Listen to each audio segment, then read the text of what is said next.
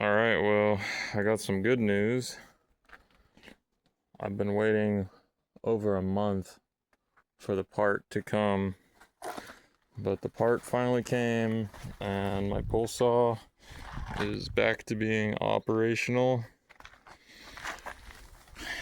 This was the part that I needed, and it holds it all together, and it fixes in there, and that's what broke. So, it works. This would have been pretty expensive to replace. But yeah.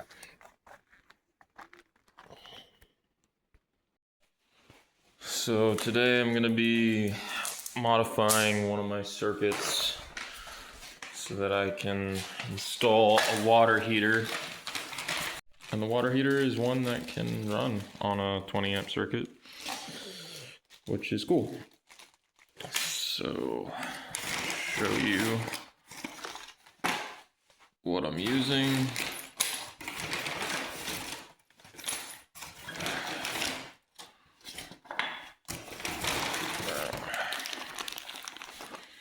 Forget these bushings.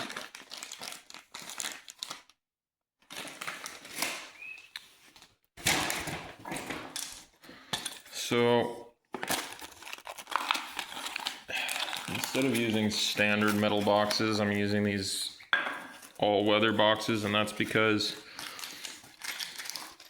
these things go on the sides, which allows me to do my electrical setup and then change where it's mounted on the wall without having to run a screw through the actual box itself. Plus, you can seal them off and use them outside, and they tend to last longer because it's a thicker metal. And then the reason why I'm doing MC cable is because the previous owner apparently would shotgun the walls when he'd hear a rat, and then he'd spray foam the walls closed, and the cavity of the walls would fill up with spray foam. And with the roof leak that there was and the shotgunning of the walls, it basically made the old electrical compromised, and then with the spray foam filling up the cavity of the walls, it made it very hard and questionable to be putting electrical in the walls. And plus, since I am doing things in a way that I'm fixing the place up while I need electricity, MC cable does offer adjustability, and I really don't mind the more industrial appearance of my setup. Yeah, anyways, that's why. So I had to rebuild all of the electrical in this house from scratch, pretty much, other than from the meter. Obviously, I didn't go from meter to pole. That's the utility company's job. And you can see that I leave extra slack in different places where it's not very visible to people, like this area, in case I need to adjust something without having to cut and put in a junction box to extend the cable. So this property runs on 320 amps. The average house is 100 to 200 amps. All right, so 320 is good. That's a good thing to be able to draw that much electricity. But there's this very small main panel that's installed, right? And the other thing is that the neutral wire is soldered into there. And I checked all around, and I couldn't find anyone that sells the front plates to this panel. I don't think it's even manufactured anymore. So I had to custom make this cover. The other thing is, a lot of these old main panels didn't come with a main shutoff switch. So the only way to do that would be to turn this whole panel into a main shutoff switch, and then install a sub panel, which for the most part I did. Although it doesn't really make it that much safer without having a front panel and being able to have that main shutoff switch and that separation. So that separation doesn't exist. And when I initially set up the house, I had to basically set up just an area that I call the studio, which is just the master bedroom that has its own sliding glass door, therefore its own entrance. And then I wired it for the water that I set up, and I wired it for being able to have a kitchenette there. So I had to calculate all those electrical uses and where that was. So basically, another thing I did is I turned the walk-in closet into a half bathroom because I needed to create a livable space in the house while I work on the rest of the house as well and bring back the utilities. So initially I didn't put in this sub panel. So the 3 20 amp circuits that I used for that initial setup are still connected directly to here, right? But everything else is the sub panel that I set up. So that makes it a lot safer. And obviously there is a breaker where I can shut the other circuits off from there. It's just that this area, for now at least, is the more dangerous part of the house.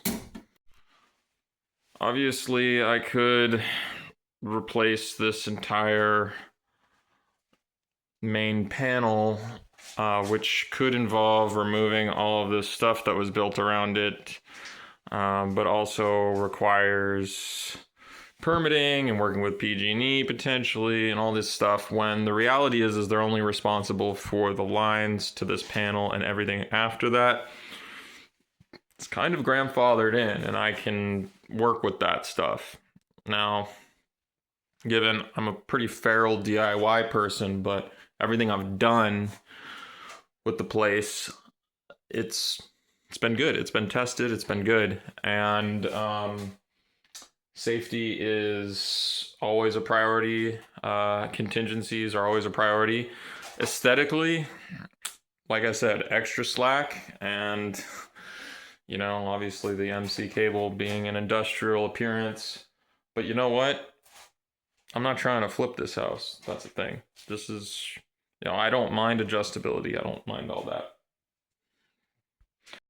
Now, because I have those 3 20 amp circuits connected directly to the room without going through a sub panel, which means they're shut off breaker by breaker in the main panel, for safety reasons, because your grandfather was here, living here. It was the studio area was set up for him initially. I wanted to make sure that if he needed to shut off the electricity, that he didn't have to go into that more dangerous part of the house and have to deal with the cover and the main panel. So I installed these switches as a safety measure for him to turn the power on and off. So, and the circuit we're going to be working on today is, let's see, so this line right here. Yeah. So this is that studio area that I set up.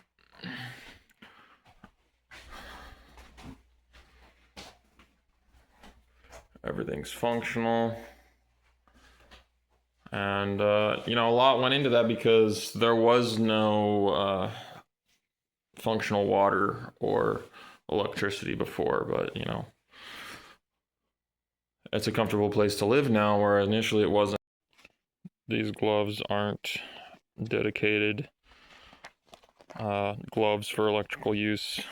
They're not rated for electrical insulation, but neoprene does offer some insulating capability, so that's all they had.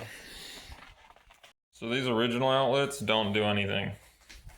The ones that do supply electricity are these ones that I installed. So let's talk about safety. All right.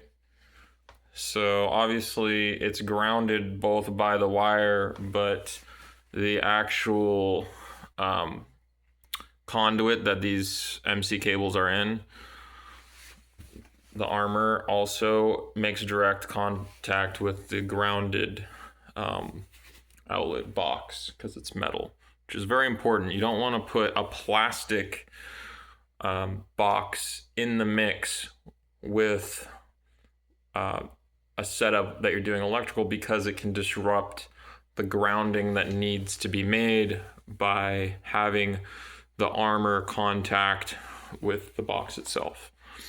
All right, so safety, having one of these wands, super important. These save lives.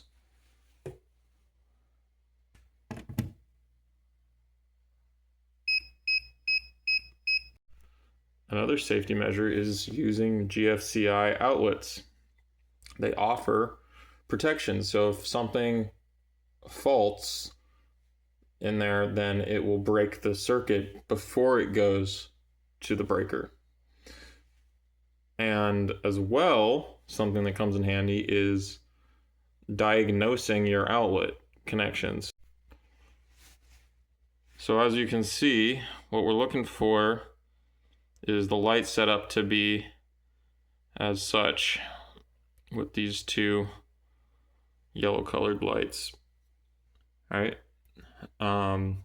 This button right here is to test the GFCI. So when I press this button, it'll break the circuit in the GFCI before it goes to the panel. So I'll show you. As you can see, that is correct. So this is a good indication that I set this up correctly. All right, so I'm gonna press the button, and when I press this button, you'll hear a sound, which is the GFCI flipping, and you'll see that light go off. So here we go. There you go. So when that happens, I just press this reset button and it's back on, just like that. Since I'm going to be working on that line, I'm just going to power everything off. I'm going to start by turning these off.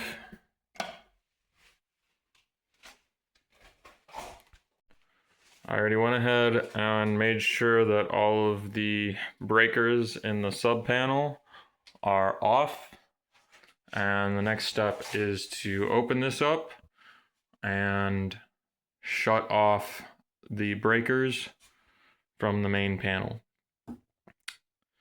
And I'll film that, and hopefully I don't film my own death, but I've done this many times now, and yeah. All right.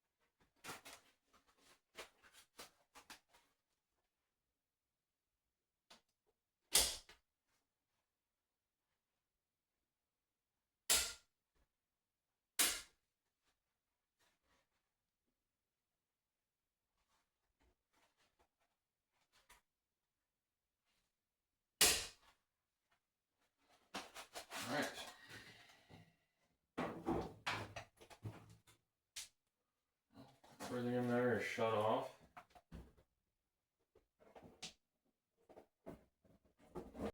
So since the circuit that I'm working on is coming from the sub panel, I'm going to go ahead and double check that I did indeed sever the connection and that the breaker is doing what it's supposed to do.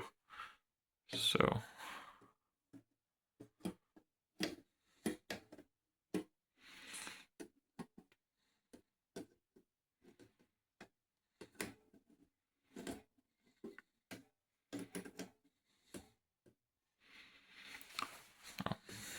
as far as I can tell, that is good to go.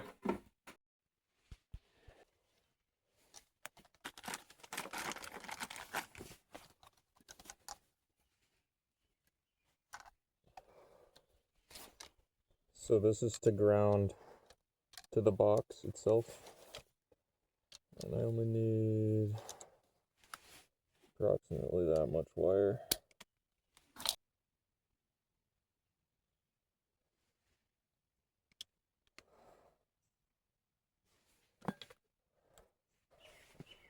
And then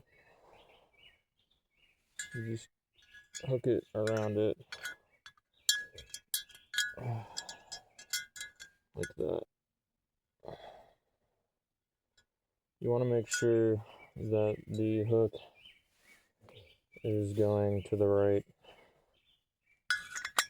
so that when you tighten it, it goes around the turns instead of loosening. That's typically how I start off.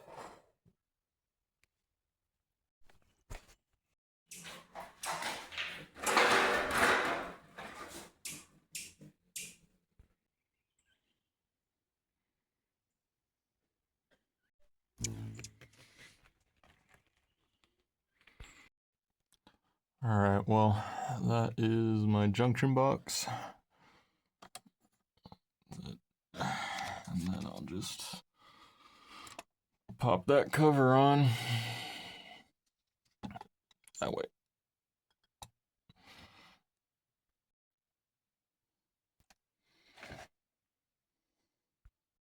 All right, so this will be the outlet for the water heater. There's the one for the bathroom. All right, so this is for the water heater.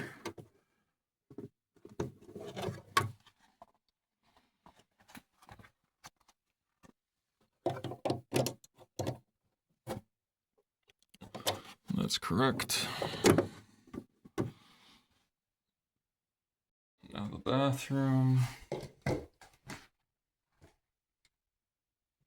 Correct. Correct. There we go.